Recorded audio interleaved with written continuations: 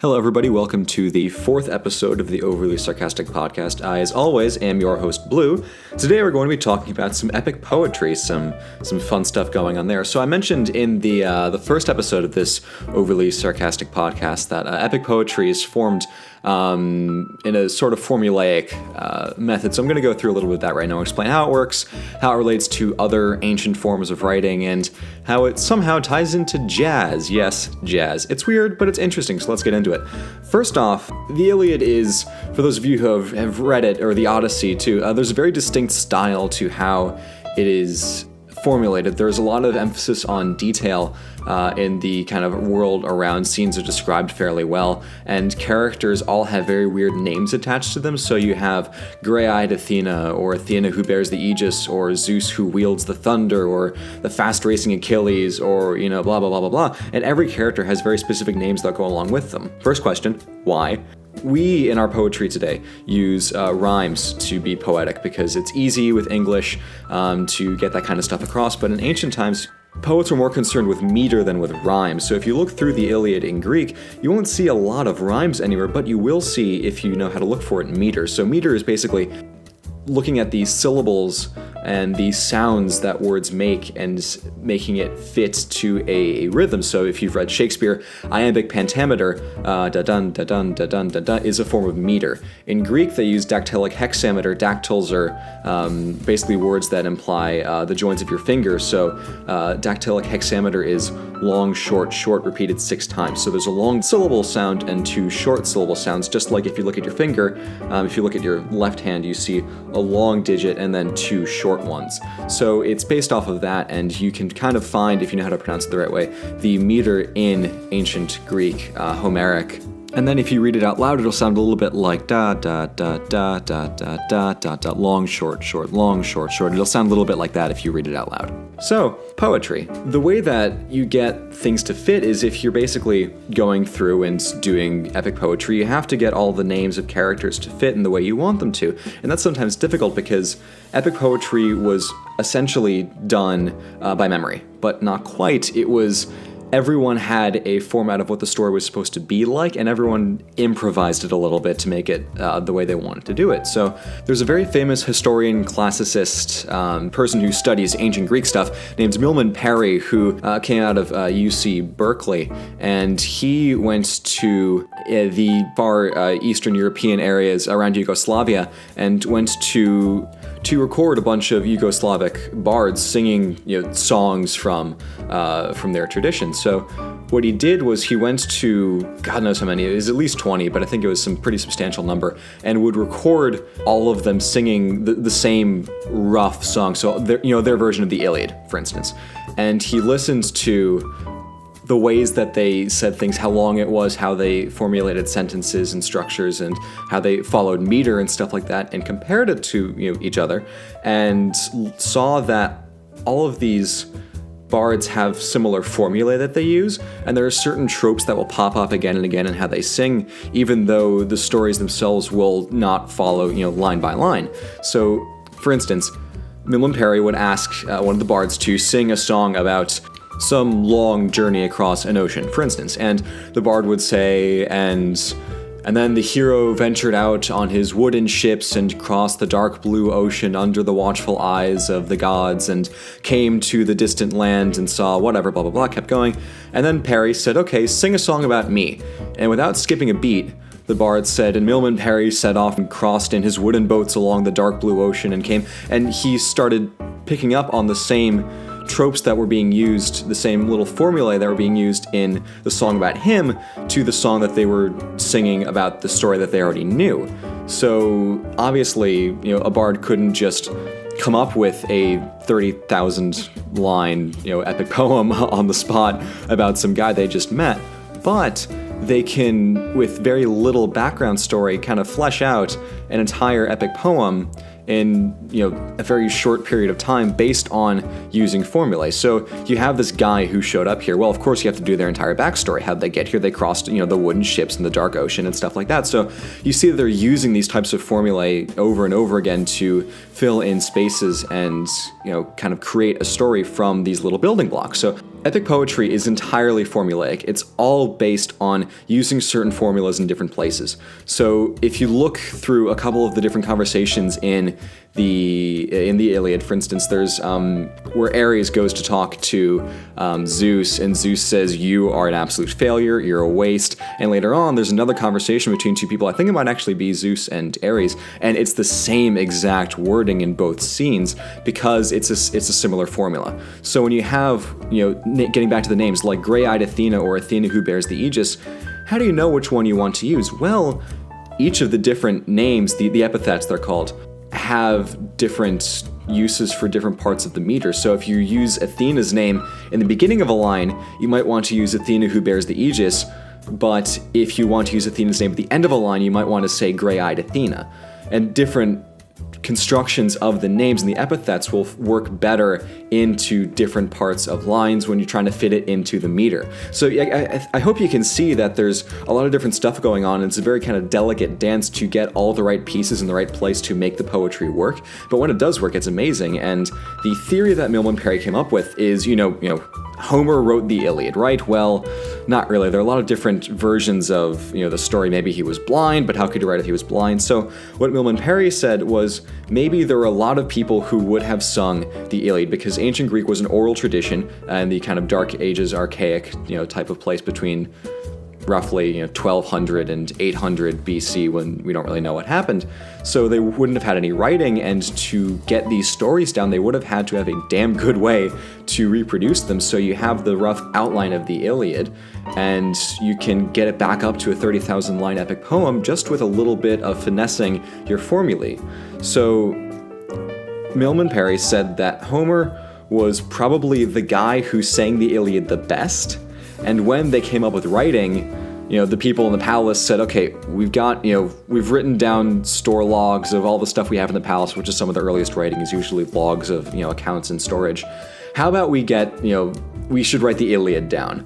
Who should we get to do it? Well, we're going to get the best guy. Of course we're going to get the best guy. So you have Homer's, probably account of it, and he would sing it out for them. They'd copy it down, scribbling like college students in a lecture hall.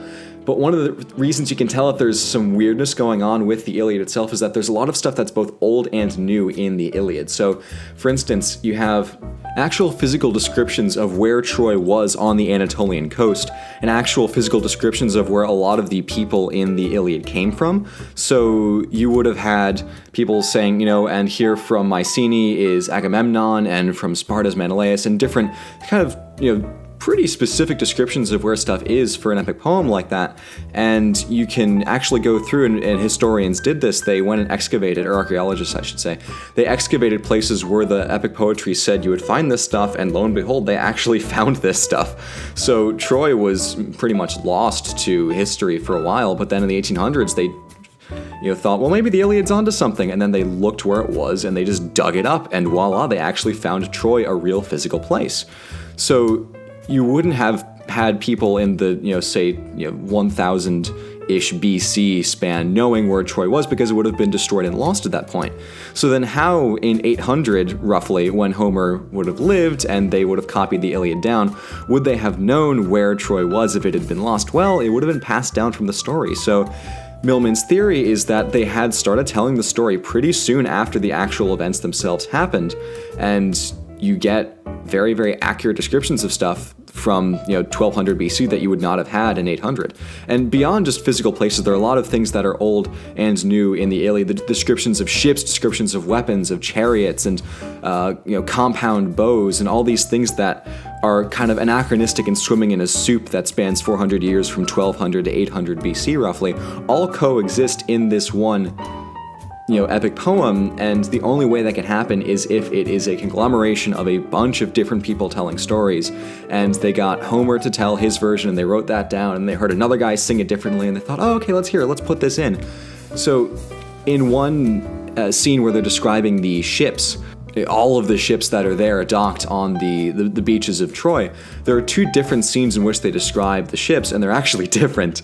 And if it was one guy singing this, you wouldn't have that. You wouldn't have two different versions. But But when you hear two different people telling the story in ways that both sound nice, you're going to put them both in there, because why not? I mean, look at the Bible. It has the Genesis story two different times, and it's one story after the other, and they're both very distinct and different. They could not have both happened the same way. Just like with the ships, you couldn't have both descriptions of the ships being accurate because they list different places and different people and stuff like that.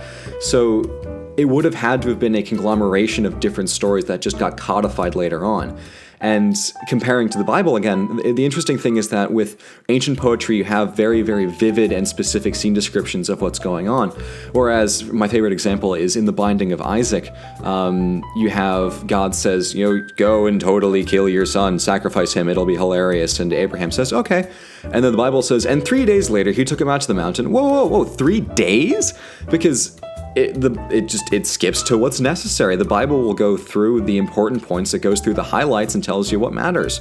Whereas with the Iliad, it's not even the end of the war, it's not even the Trojan horse, it's basically the span of like 1 month out of an entire 9-year war. So temporally it hones in on very specific instances, the span of weeks. They make such a huge deal out of how Achilles decides to stay and fight even though he knows he will totally die if he does, and he doesn't even die during the course of the Iliad, that happens afterwards. And in terms of how detail is described, it's very, very specific in setting scenes for you. So it's a very narrow and focused mode of storytelling, which would fit because the way that you have formulaic epic constructions in the poetry, it lends itself to very distinct descriptive explanations of what's going on. Same thing with the names, same thing with settings, with ships and stuff like that. It's a very, very dense form of storytelling, and I personally really like reading the style. I think it flows beautifully, especially if you can read in ancient Greek. Oh my god. But it doesn't translate very well into English. You can do your best, but there's really nothing close to reading the original. I've learned that these past 2 years in college, now that I sort of have a grasp on Latin and sort of have a grasp on Greek and sort of have a grasp on Italian. Hear my voice cracking. It is amazing the things you can hear in the original language that are just lost in translation. One of the things my modern brain says that Bo Burnham it must be impossible to translate into other languages because his comedy is so very much reliant and heavily based in the language that he's speaking, English, obviously, that there must be no way you can translate that. So how on earth would anyone get the jokes out of that? But think of what it must have been like for, an ancient Greek to write this down and think, wow, the language is so beautiful, the way we formulated this dactylic hexameter, it must be impossible to get anywhere near the enjoyment out of this in any other language. And it's the exact same thing. I mean, Shakespeare must be a pain to read if you don't speak English, right? It's crazy. So comparing the epic formula and the epic, style of writing to stuff that came a little bit later on in Greece, you have Herodotus and you have Thucydides. And both of them put a lot of emphasis in writing their histories on what you would call mimesis, which is the kind of art of storytelling by way of making you feel like you're there. So in Herodotus and in Thucydides, you have a lot of speeches. Characters talk a lot. Because if you can sort of hear someone speaking, you can feel like you're there, and it makes the scene much more powerful to a reader. But it's really interesting to see how you have the epic style of storytelling kind of carrying on into the way that classical history was constructed, because you have such an emphasis on making it seem like you're really there and having it flow organically and seem like a beautiful piece of writing in itself, where it's not just telling you something and explaining that, oh yeah, so this Greek guy came here and totally killed these Trojan guys. It's meant to be pleasurable to read, and the same kinds of things happen later on with classical history, and that model has lasted for God knows how much longer into the late Roman era, right before the Middle Ages. You have a couple people doing that kind of history. Procopius was one. Gregory of Tours sort of has that style, but it's a very powerful type of storytelling that has lasted through historical writings, but also you get it a little bit in jazz. Now hear me out here. If you've listened to freestyle jazz, you may have heard a couple things called licks, which are little packages of notes that you would kind of string together, and in the process of constructing, freeform jazz, you're using a lot of tiny discrete formulae that you can plug in and unplug and move around places to create while it seems like it's very free-flowing and kind of off the top of your head, it's still very much structured and organized in a way that you can really only get when you're thinking the same way that, an ancient Greek bard would have been thinking when he was singing the Iliad, for instance.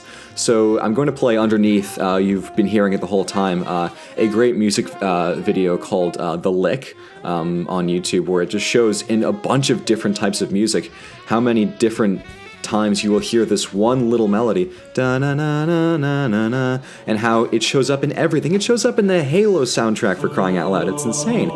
And it shows that even today you have types of media, in this case jazz, that are very much descended from the type of construction that you get in epic poetry. So I think it's amazing that this very, very complex type of art exists. I think it's fantastic that it's managed to stay alive for 3,000 years almost. It's insane.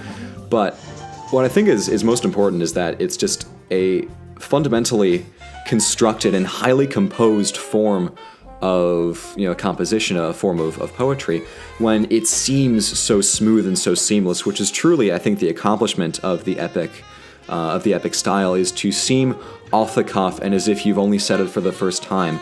Yet there's so much thought behind it, there's so much structure to it in the formulae that you use in it. I think it is amazing, and you should all go home and read the Iliad and the Odyssey right now and listen to some jazz while you do it. All right, thank you. That has been episode 4 of the Overly Sarcastic podcast. I hope to see you all soon.